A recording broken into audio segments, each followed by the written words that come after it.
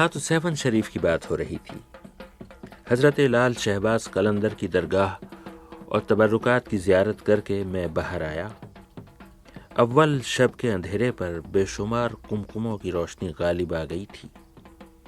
رات آئی تو اپنے ساتھ اور رونق اور چہل پہل لیتی آئی۔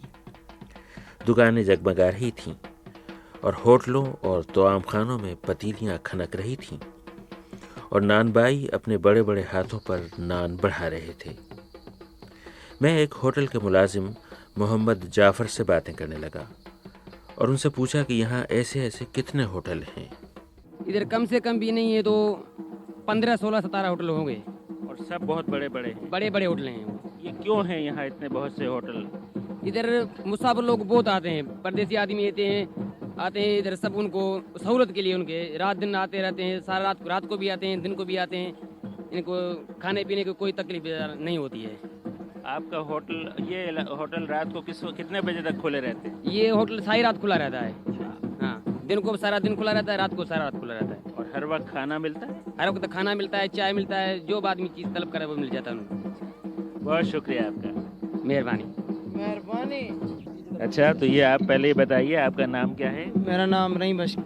رحیم بخش صاحب، آپ یہاں درگاہ میں کیا کرتے ہیں؟ ہم کاروبار کرتا ہے، اندر چائے وائے لوگ منگاتے ہیں، کرتے بار والی کرتے پارسل، ہمارے کو کمیشن ملتی ہے 1 روپے پہ 4 نے کمیشن ملتا ہے ہم کو۔ 100 ٹکلی چلائے گا ہمارے کو 25 روپے مالک دیں گا، 100 پہ ملتا ہے ہمارے کو۔ یہ کافی ہے یا کم ہے؟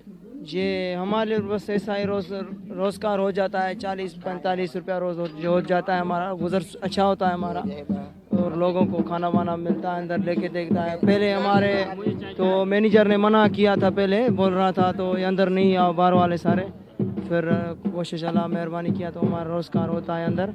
اوقاف والوں نے منع کر دیا تھا کہ باہر سے کھانا نہیں لا سکتے؟ ہاں، پہلے ہمارے کو منع کیا تھا اس نے، ابھی جو لال سے مہربانی تو ادھر بدماش بہت آتے، پردیسی آتے پر لوگ، پھر ادھر ہوٹل پہ کام کرتا ہے وہ بدماشی کرتے ہیں، پھر اس لیے اس نے منع کر دیا۔ پھر ابھی ہم چلتے ہیں اندر، لوگوں کو روٹی بوٹی دیتا ہے۔ ایسے لوگ یہاں آتے ہیں جو دھوکہ دیتے ہیں یا پریشان کرتے ہیں یا پیسے لے کے بھاگ جاتے ہیں؟ پیسے لے کے جاتے ہیں، ایسے شوبازی کرتے دربار میں، لیکن اس لیے اس نے منع کیا تھا۔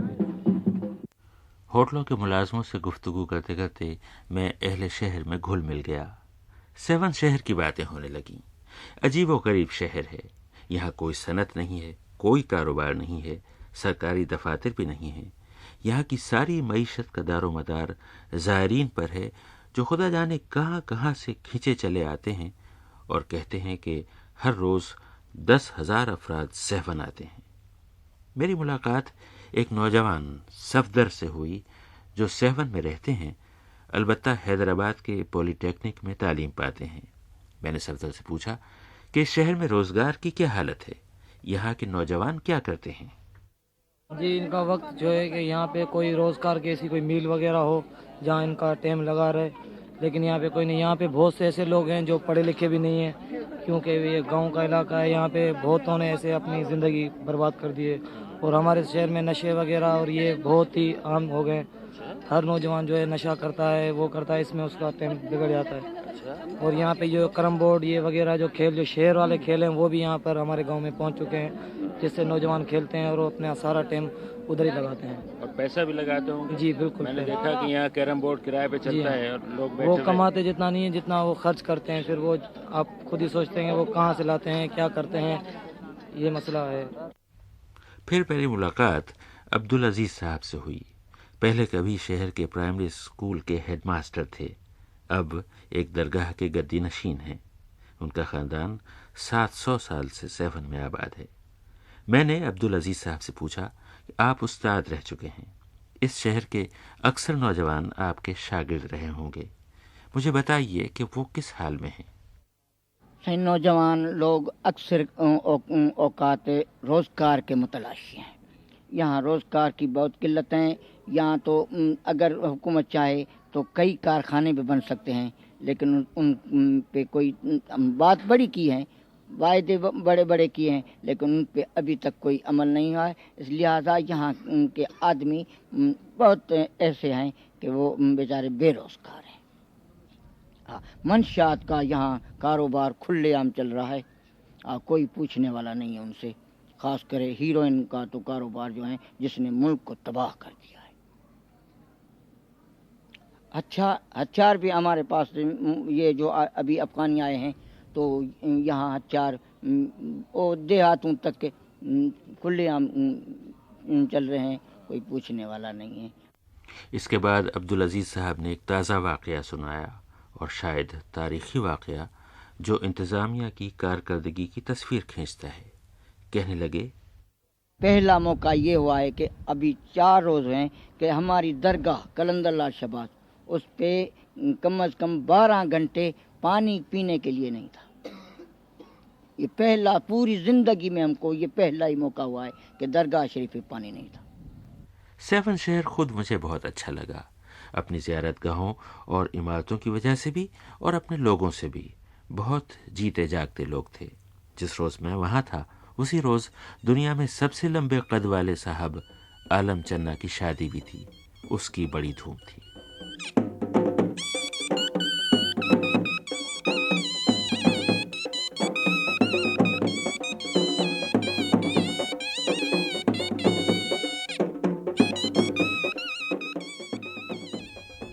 جب عالم چنا کا نام گینس بک آف ریکارڈ میں چھپا, اور اس تصدیق کے ساتھ کہ دنیا میں سب سے بڑا قد انہی کا ہے, تو دنیا میں ان کی سب سے زیادہ شہرت بھی ہو گئی. اسی لیے اس روز ان کی شادی میں دنیا بھر سے مہمان آئے ہوئے تھے. ان کے گھر کے دالان میں بڑی بڑی اونچی اونچی چارپائیاں بچھی تھیں. سارے مہمان ان اونچی چارپائیوں پر بیٹھے تھے. اتنی اونچی تھیں وہ کہ ایک عالم چنا کے سوا سب کی ٹانگیں ہوا میں جھول رہی تھیں. میں نے اپنی پلاؤ اور قورمے کی پلیٹ چارپائی کی ادوانوں پر رکھی اور خود دولہا سے باتیں کرنے لگا. میں نے کہا کہ عالم چنا صاحب, آپ قد کے حساب سے دنیا کے سب سے بڑے آدمی ہیں. آج آپ کیا محسوس کرتے ہیں؟ کیا یہ شادی بھی دنیا کی سب سے بڑی شادی ہے؟ نہیں, ہماری دنیا سے سب سے چھوٹی شادی ہے, کیونکہ یہ شادی جو ہوتی ہے ایک رسم ہوتی ہے, ایک اپنے اسلام کے طور پہ سنت ہوتی ہے, اور ہماری آج کا دن ہمارا خوشی کا دن ہے. آپ کی جو بیگم ہیں ان کے قد و قامت کیسی ہے؟ وہ عام جو لوگ ہوتے ہیں, عام لڑکی جو ہوتی ہے ویسے ہی. آپ کیا چاہیں گے, آپ کے بچے عام لوگوں جیسے ہوں یا ان کا بھی قد نکلتا ہوا ہو تو آپ خوش ہوں گے؟ وہ تو قدرت کی بات ہے, کسی کو بڑا کرے کسی کو چھوٹا کرے, یہ تو اللہ کا شان ہے. آپ کیا چاہیں گے؟ ہم یہ چاہتے ہیں کہ ہمارا جیسا ہو, ہمارا جتنا ہمارے اللہ نے عزت کیا, نام کیا ہے پورے ورلڈ میں, ہمارا فکر میں نام ہے, اور ہماری دعا ہے کہ ہمارے بچہ بھی ایسے ہو جائیں تاکہ ہمارے بنیاد رہیں. آپ کی بیگم تمام گھر کے کاموں سے واقف ہیں یا آپ اپنے ملازم رکھیں گے؟ نہیں, وہ تو دیہات کی لڑکی ہے, وہ ہر کام سے واقف ہیں, اور جیسے ہمارا دیہات کے لوگ رہتے ہیں یا جو سسٹم ہے جو بھی ہے اسی حساب سے اس کو رہنا ہے. آج کل جو شادیاں ہوتی ہیں اس میں لوگ روپیہ پانی کی طرح بہاتے ہیں, آپ نے کچھ خیال رکھا ہے؟ میں غریب خاندان سے تعلق رکھتا ہوں, اور میں غریب ہوں. ہمارا اتنا حرام کے پیسے نہیں ہے کہ میں ایسے بہاؤں. ویسے جتنے اپنی حصت ہوتی ہے, اپنا ہوتی ہے, اسے میں اپنے زندگی بسر کر سکتا ہوں. اور لوگوں کے پاس فالتو پیسے ہیں, ہمارے پاس اپنے خون کے پیسے ہیں جو تنخواہ سے گزارا کرتے ہیں, اور اس سے میں اپنا تو آپ اپنی شادی بہت سادگی سے کر رہے ہیں؟ بالکل سادگی سے کر رہے ہیں. آخری بات بتائیے کہ آپ کی ہونے والی بیگم, آپ کی دلہن اس شادی سے, اس رشتے سے خوش ہیں؟ اگر خوش ہیں تو اس لیے تو شادی ہو رہی ہے, اگر ایسی بات ہوتی تو شادی نہیں ہو سکتی تھی. عالم چنا کے ہاتھ پیلے ہوئے ہم نے دعائے خیر کی, اور وہ رات سرکاری مہمان خانے میں گزاری. اگلی صبح ہمیں حیدرآباد لوٹ جانا تھا. خیال تھا کہ دھوپ اور گرمی بڑھنے سے پہلے نکل چلیں گے, مگر ہمارے میزبانوں کا اصرار ہوا کہ درگاہ سے قریبی تعلق رکھنے والے عزت علی شاہ صاحب سے ضرور ملاقات کریں. ان کے بزرگوں کا تعلق بھی درگاہ سے تھا, ان کے بچوں کا تعلق بھی ہوگا. وہ اس روز ایسی شفقت سے ملے جیسے میں بھی ان کا بچہ ہوں. حضرت شہباز قلندر کو بار بار شہنشاہ حضور کہتے تھے. ملک میں نظم و ضبط کی بگڑتی ہوئی صورتحال پر بات چل نکلی. کہنے لگے, جہاں تک آج کل کے حالات کا ہے سلسلہ, تو میرا ایمان ہے، میں نے دیکھا ہے آج کل آپ نے سنا ہوگا، آپ نے دیکھا ہوگا کہ بھئی فسادات پھیل رہے ہیں. تو میں اپنے خدا کو عز و نازل جان کر بتانا چاہتا ہوں آپ کو کہ جب بھی ایسی حالات پیدا ہوتی ہیں تو شہنشاہ حضور کو بڑا اضطراب ہوتا ہے، اور اللہ کے حضور میں دست بدعا ہوتے ہیں کہ مسلمانوں کی کشت و خون جو ہے وہ بند ہو جائے. آپ نے فرمایا کہ جب اس طرح کے حالات ہوتے ہیں، مثلا فسادات یا کشت و خون، تو شہنشاہ حضور کو اضطراب ہوتا ہے. یہ آپ کیسے محسوس کرتے ہیں؟ یہ ایک دل کی بات ہے، دل ہی دل کو سمجھ سکتا ہے، ظاہری آنکھیں ان چیزوں کو نہیں دیکھ سکتے. میں بہت کچھ جاننے کا مشتاق تھا. میں نے عزت علی شاہ صاحب سے پوچھا کہ سنا ہے شہنشاہ حضور کے اب تک 730 عرس ہو چکے ہیں. پرانے زمانوں میں عرس میں شرکت کے لیے لوگ کہاں کہاں سے اور کیسے آتے تھے؟ انہوں نے بہت دلچسپ باتیں بتائیں. ہمارے آبا و اجداد بزرگ بتاتے تھے کہ لوگ افغانستان سے، ایران سے، پشاور سے، قندھار سے، ایون مسقط و عمان سے آیا کرتے تھے. اونٹنیوں پہ، گھوڑوں پہ قافلے لے کر آتے تھے. وہ وہاں سے نکلتے تھے، اپنے ایک خاص موسم میں سفر کرتے تھے. اونٹنیوں کو یا گھوڑیوں کو وہاں سے نر ملا کر چلتے تھے، اور وہ یہاں کر بچے دیتی تھیں، یعنی پورے 12 مہینے سفر کیا کرتے تھے. یہ تھا ان دنوں میں عالم سفر کرنے کا. آج کل تو یہ حالت ہے کہ اچھا وہ جو لوگ 12 مہینہ سفر کرتے تھے تو ان کو 6-8 مہینہ پھر یہاں جو ہے سکونت کی ضرورت ہوا کرتی تھی. تو یہ تھا ان کی عقیدت کا حال کہ 12 مہینے سفر کرتے تھے، 6 مہینے 10 مہینے یہاں ٹھہرتے تھے، پھر سفر کو شروع ہو جایا کرتے تھے. شہر بھر کے لوگ مجھ سے شکایت کر رہے تھے کہ محکمہ اوقاف والے درگاہ کی دیکھ بھال نہیں کرتے اور شہر کے حکام شہر کی حالت درست نہیں کرتے.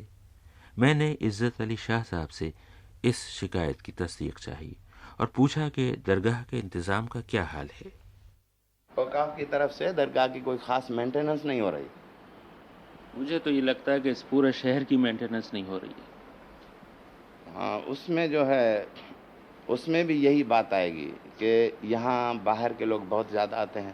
میرے خیال میں تقریباً 5-8-10 ہزار آدمی روز ظاہر آتے ہیں. 10,000 آدمی اور 10,000 آدمیوں کا بندوبست کرنا، ان کی صفائی کرنا، ان کے لیے اور کوئی جو ہے خیال رکھنا لوکل کاؤنسل سے اوقاف کے بس کی بات نہیں.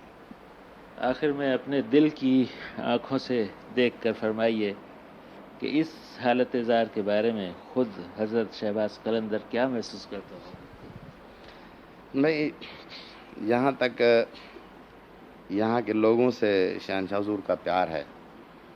میں کئی لوگ دیکھتا ہوں جو زیارت تک نہیں جاتے. مجھے ایک بزرگ کا قصہ یاد ہے، تقریباً یہ کوئی 8-10 برس کی بات ہے، کوئی زیادہ عرصہ نہیں گزرا.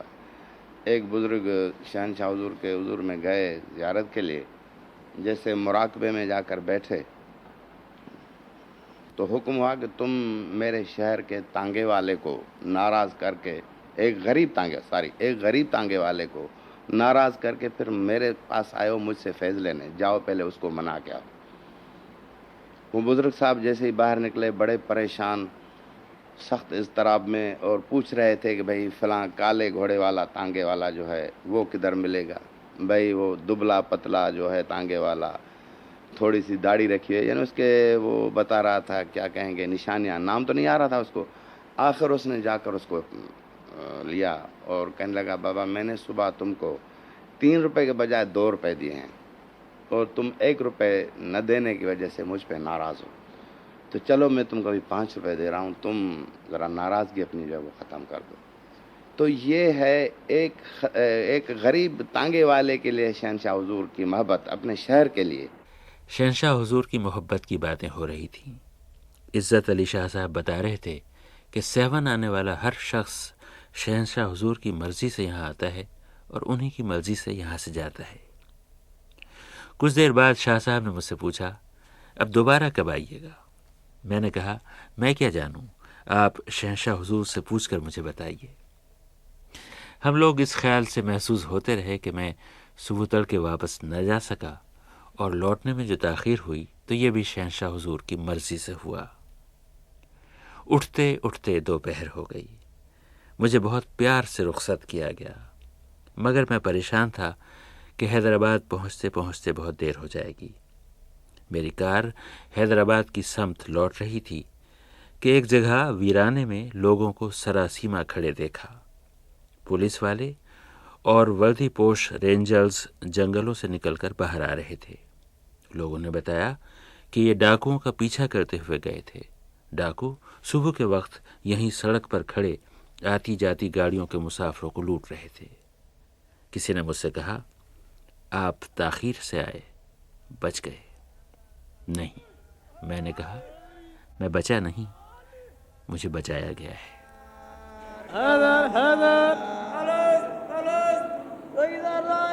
حیدر